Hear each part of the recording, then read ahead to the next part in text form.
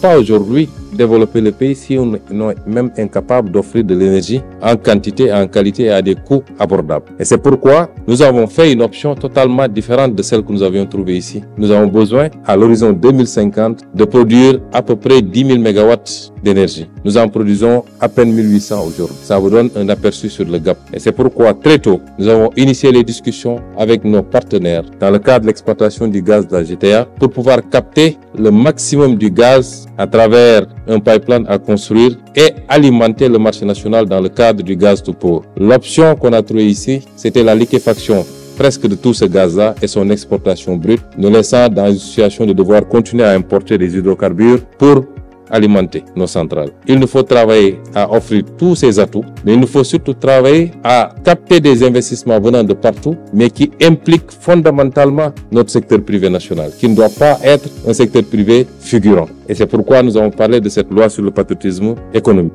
Le patriotisme est le moteur qui cimente et qui fait fonctionner toutes les nations et tous les États. Qu'ils soient revendiqués ou pas, chaque pays, chaque État a pour mission, principalement premièrement, de promouvoir et de travailler à ses intérêts et aux intérêts de son peuple. Le patriotisme se différencie du nationalisme puisqu'il n'est pas exclusif. Et ce patriotisme peut se décliner sous plusieurs formats, parmi lesquels le patriotisme économique. Et c'est pourquoi le gouvernement, sous la direction et les orientations du président de la République, a déjà travaillé à élaborer un projet de loi sur le patriotisme économique qui sera incessamment soumis à l'Assemblée nationale pour mieux protéger et mieux promouvoir notre économie. Le secteur privé national revêt une place centrale dans les options qui ont été les nôtres hier en tant qu'opposant et encore plus aujourd'hui en tant que détenteur du pouvoir conféré et confié par le peuple sénégalais.